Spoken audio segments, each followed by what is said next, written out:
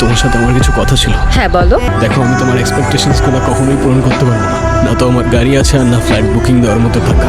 C, not for you, you are not for me, we are not made for each other. আমি আর pretend করতে পারতেছি না।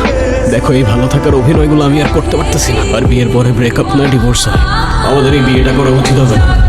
আমার যেতে হবে, কেউ আমার জন্য অপেক্ষা করতেছে। I am sorry.